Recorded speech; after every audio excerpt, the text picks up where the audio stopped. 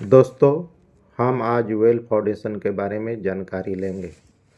सबसे पहले काम शुरू होने से पहले सब सरफेस जियोटेक्निकल इन्वेस्टिगेशन करते हैं।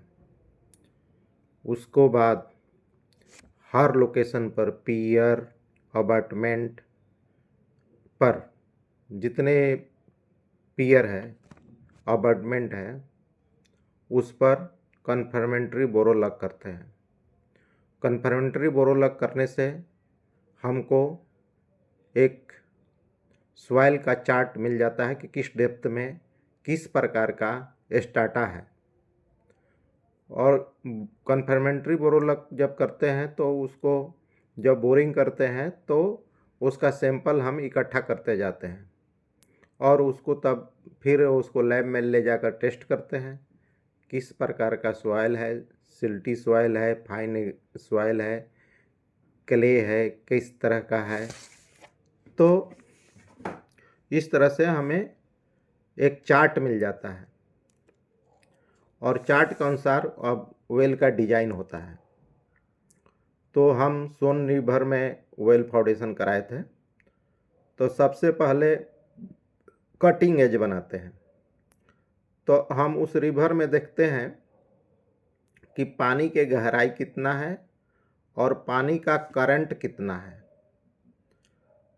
तो अगर 5 मीटर से कम गहराई है तो हम क्या करते हैं कि जिस लोकेशन पर वेल करना होता है वहाँ सैंड आइलैंड बना देते हैं और सैंड आइलैंड को एस्कावर को रोकने के लिए सीट पाइल वगैरह करके उसको एस्कावर को रोकते हैं।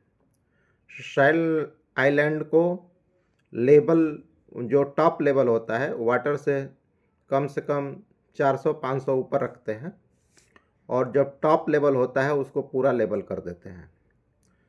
तो उसके लिए क्या करते हैं कि परमानेंट बेंचमार्क फिक्स करते हैं। उसके बाद टीबीएम टेम्पररी बेंचमार्क फिक्स करते हैं। तो टेम्पररी बेंचमार्क 2 फिक्स करेंगे क्योंकि एक सेटलमेंट हो जाएगा तो एक रहेगा और टेम्पररी बेंचमार्क को बार बार चेक करते रहते हैं कि कहीं ये सेटलमेंट तो नहीं हो गया। उसके बाद जब हम उस लोकेशन को सेंटर लाइन मार्क करके उसको लेबल कर देते हैं तब हम कटिंग एज बनाते हैं। कटिंग एज बनाने के लिए स्ट्रक्चरल स्टील का प्रयोग करते हैं। स्ट्रक्चरल स्टील 40 केजी पर मीटर से कम नहीं होना चाहिए। हम लोग ने डेहरी ऑन में 10 mm डाया का स्ट्रक्चरल स्टील से कटिंग एज को बनाए थे। कटिंग एज को बना असेंबल वहीं पर करते हैं। वो लकड़ी का स्लीपर रखते हैं और स्लीपर पर कटिंग एज को असेंबल करते हैं। जब कटिंग एज का असेंबल कर देते हैं तब हम वेल कर्व के शटरिंग लगाते हैं। वेल कर्व को शटरिंग लगाते हैं। वेल कर्व के शटरिंग लगाने के बाद जो वेल कर्व है उसका इनर फेस इंक्लाइंड होता है और कटिंग एज का भी। तो वो 30 से 37 डिग्री इंक्लाइंड होता है। तो कटिंग एज के इनर फेस से मिलाकर वेल कर्व का शटरिंग को इनर फेस को शटरिंग को लगाते हैं। उसके बाद स्ट्रक्चरल स्टील रेनफोर्समेंट का वर्क शुरू करते हैं। जब हमारी रेनफोर्समेंट पूरा हो जाता है तब हम आउटर शटरिंग लगाते हैं। और वेल कर्व जो होता है वो हमारे यहाँ तो 3 मीटर का था। वेल के डिजाइन पर निर्भर करता है कि वेल कितना मीटर का है। वेल 40 मीटर का है, 50 मीटर का है, उस पर डिपेंड करता है। तो उसमें स्टील जो होता है वो 72 केजी पर क्यूबिक मीटर से कम नहीं होना चाहिए क्योंकि सारा वेल का जो लोड है वो पूरा वेल कर्व पे ही आता है। तो वेल कर्व को जब रेनफोर्समेंट स्टील जब बांधते हैं तो हम कटिंग एज से वेल्डिंग भी कर देते हैं, ताकि किसी परिस्थिति में हमारा वेल कर्व से कटिंग एज अलग ना हो। जब ये करते हैं तो वाटर जो वुडन स्लीपर है उसको हटा देते हैं। उसको हटाने के बाद वेल कर्व को कास्टिंग करते हैं। कास्टिंग करने के बाद नीचे एक्सवेशन करते हैं। एक्सवेशन के बाद सिंकिंग करते हैं। तो जब वेल सिंकिंग करते हैं, लेकिन उससे पहले क्या करते हैं कि कटिंग एज को 0 मानकर हम स्टील टेप से मार्किंग करते हैं। जैसे 100, 200, 500 mm में मार्किंग करते हैं। 1 मीटर पर जाकर बड़ा सा काला पेंट से उसको लिख देते हैं 1 मीटर, 1 मीटर, 2 मीटर ऐसे मार्किंग करते जाते हैं। मार्किंग जो है वो लॉन्गिट्यूडनल साइड में 2 और ट्रांसफर साइड में 2, 4 मार्किंग करते हैं। और उस मार्किंग को लिफ्ट बाय लिफ्ट करते जाते हैं। इससे पता चलता है कि हमारा वेल कितना नीचे गया, कितना बाकी है, मतलब कितना बैलेंस रह गया, और उससे टिल्ट और शिफ्ट भी मेजर करते हैं। तो उसको मार्किंग हर लिफ्ट पर करते जाते हैं। तो अब हम क्या करते हैं कि हम करते हैं क्रेन ग्रैप से मिट्टी को खोदते जाते हैं, मिट्टी को निकालते जाते हैं और वेल को सिंकिंग करते हैं। तो जब हमारा ये वेल कर्व आधा सिंक हो जाता है तब हम स्टेनिंग को कास्टिंग करते हैं। तो स्टेनिंग का पहला लिफ्ट 2 मीटर का, उसके बाद 2.5 मीटर, 3 मीटर तक का भी हम लिफ्ट कास्टिंग कर सकते हैं। उसके बाद हम क्रेन ग्रैप बॉकेट से मिट्टी को निकालते जाते हैं और क्रेन बकेट जो होता है 0.5 MQ से 2 MQ तक का हम यूज करते हैं। यूज करने के बाद हम लिफ्ट बाय लिफ्ट सिंकिंग करते हैं और हर लिफ्ट पर टिल्ट और शिफ्ट को चेक करते हैं। तो टिल्ट को शिफ्ट करने के लिए जो हमारा TBM है उससे लेबल लेते हैं स्टेनिंग पर। उससे हमें पता चल जाता है कि कितना टिल्ट है। तो मान लीजिए कि किसी दिशा में टिल्ट है तो उसको कैटलेज मेथड से उस पर वेट रखकर उस तरफ वेट ज़्यादा रखते हैं और वेल को सिंक करते हैं। तो जब हमारा लेवल में आ जाता है तो फिर दूसरा लिफ्ट कास्टिंग करते हैं। लेकिन कभी कभी मतलब हमारे प्रोजेक्ट में तो नहीं हुआ था, लेकिन कहीं मान लीजिए कि हम bore chart step by step देखते जाते हैं, सॉइल चार्ट कि क्या है, और उसको रिकॉर्ड भी करते रहते हैं। पहले से हमारे पास हर लोकेशन का बोर चार्ट है, तो उसको देखते रहते हैं कि स्टाटा बाय स्टाटा क्या है।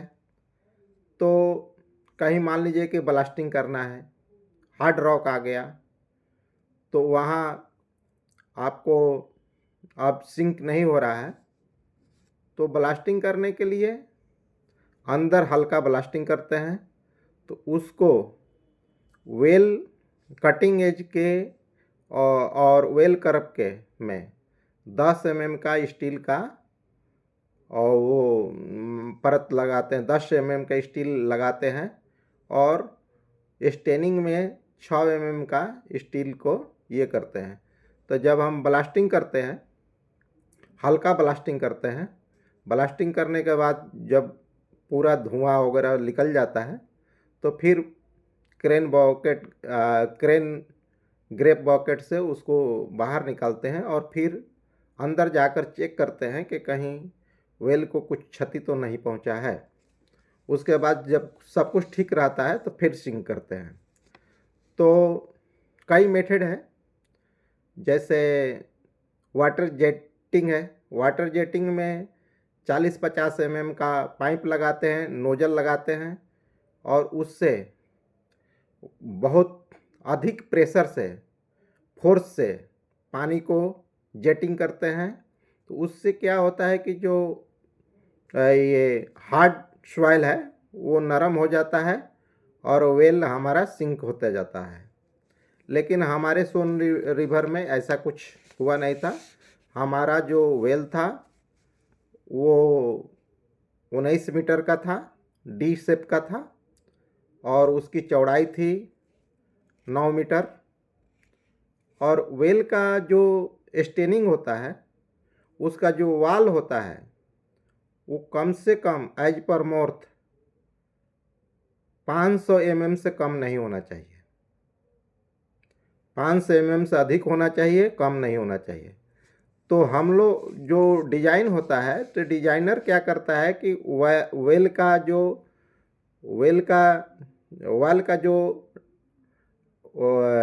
वेल का जो वाल का जो चौड़ाई होता है, विड्थ होता है, उसको ज़्यादा ही रखता है, क्योंकि ज़्यादा लोड रहेगा तो लोड से हमारा कटिंग एज नीचे जाता रहेगा और हमारा सिंकिंग होता रह जाएगा। और हर लिफ्ट पर हम टिल्ट और शिफ्ट चेक करते रहते हैं। तो हमारा जो टिल्ट है 180 है। 180 मीन्स 80 मीटर में 1 मीटर होना चाहिए। तो उसके अनुसार मान लीजिए कि हम 20 मीटर गए तो उसके अनुसार हम कैलकुलेशन कर लेते हैं। और शिफ्ट जो है 150 mm होना चाहिए। तो शिफ्ट तो जल्दी उसको करेक्शन नहीं कर पाते हैं, तो उस पर बराबर ध्यान रखा जाता है कि 150 mm से ज़्यादा हमारा वेल शिफ्ट ना हो सके। फिर जब हम स्टेप बाय स्टेप सिंकिंग करते जाते हैं, तो जब हम फाउंडिंग लेवल तक पहुंच जाते हैं, फाउंडिंग लेवल पर पहुंच गए, तब हम क्या करते हैं कि बटम प्लग को कास्टिंग करते हैं। तो बटम प्लग कास्टिंग करने के से पहले एक सम्प बनाते हैं। सम्प 300 mm गहरा होता है, और उसमें फिर हम कंक्रीट फिलिंग करते हैं। कंक्रीट कहाँ तक फिलिंग करेंगे? वेल करब के टॉप तक। तो हम ट्रिमिंग से और ट्रिमी पाइप से, कई ट्रिमी पाइप लगाते हैं, और जब हमारा डबल डी है तो दो लगाएंगे, और कंटिन्यूअस, मतलब उसको रोकेंगे नहीं, कंटिन्यूअस उसको कंक्रीट करते जाएंगे और बॉटम प्लग टॉप तक कंक्रीट करेंगे। जब बॉटम प्लग टॉप तक जब हम कंक्रीट कर दिए, उसके बाद वेल को 7 डेज तक छोड़ देंगे और उसको साउंडिंग 3 डेज तक चेक करेंगे। और उसका सीमेंट कम से कम 300 kg पर क्यूबिक मीटर, 330 kg पर क्यूबिक मीटर होना चाहिए। तो उसके बाद 7 डेज के बाद उसको डीवाटरिंग करते हैं, 5 मीटर तक डीवाटरिंग करते हैं। तो डीवाटरिंग जब करते हैं तो उससे जो पानी रिसता है, तो 10 cm पर आवर से ज़्यादा नहीं होना चाहिए। अगर 10 cm पर आवर से ज़्यादा पानी आ रहा है तो वेल पल्प खराब है, तो इंजीनियर उसको रिजेक्ट कर सकता है। उसके बाद अब हम एस्कावर डेप्थ, मान लीजिए कि हमारा एस्कावर डेप्थ है वो रिवर बेड से 10 मीटर नीचे है, तो एस्कावर डेप्थ तक सैंड फिलिंग करते हैं। सैंड फिलिंग कर कर वहाँ टॉप प्लग कास्टिंग करते हैं, और वहाँ से फिर हम वहाँ टॉप प्लग वहाँ पर इंटरमीडिएट प्लग कास्टिंग करते हैं सैंड फिलिंग करके। ऊपर में हम पानी भी भर देते हैं, पानी वगैरह भर देते हैं ऊपर टॉप पर, फिर जाकर टॉप प्लग कास्टिंग करते हैं। वहाँ से फिर वेल कैप को हम कास्टिंग करते हैं।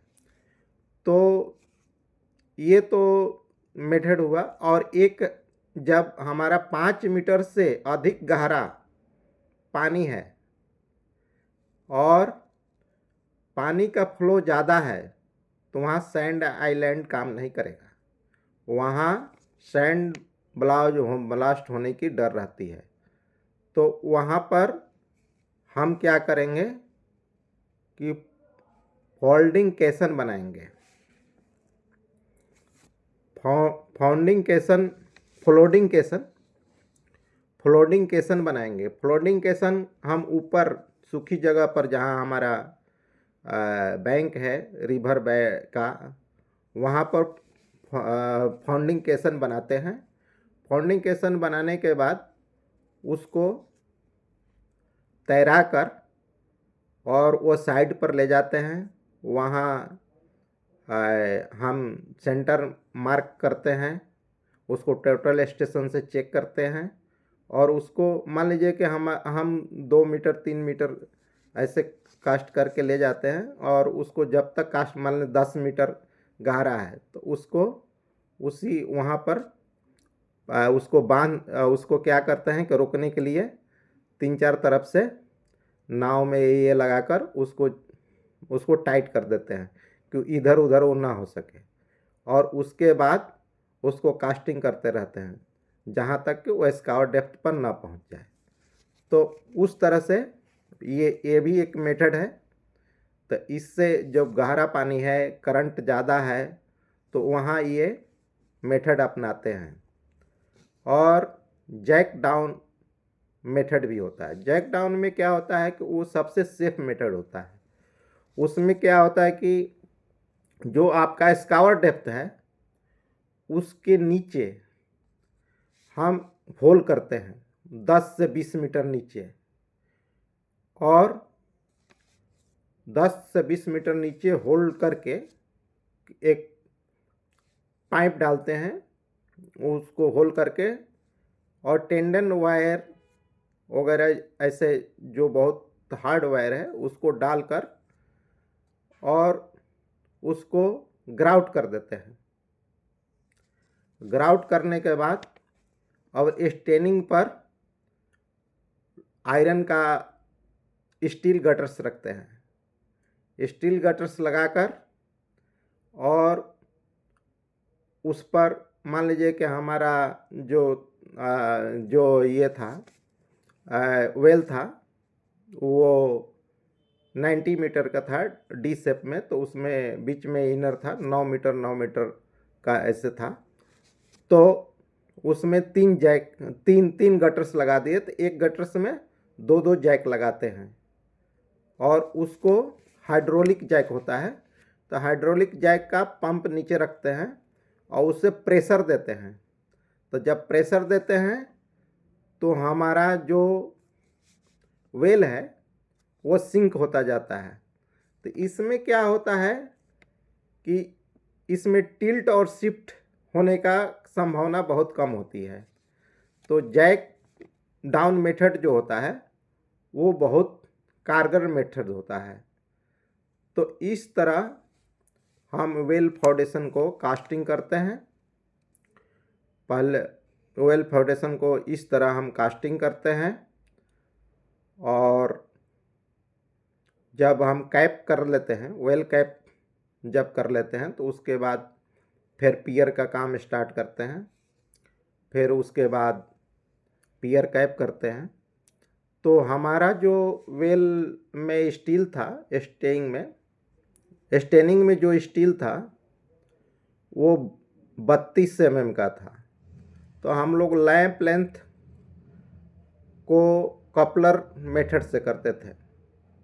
नहीं कि वो लैंप लेंथ में क्या होता है कि बहुत काफ़ी स्टील भी जाता है और स्पेस कम हो जाता है कंक्रीट के लिए, तो उसमें हम लोग कपलर मेथड अपनाते थे। तो इस तरह से वेल फाउंडेशन हम बनाते हैं। जय हिंद, जय भारत, नमस्कार।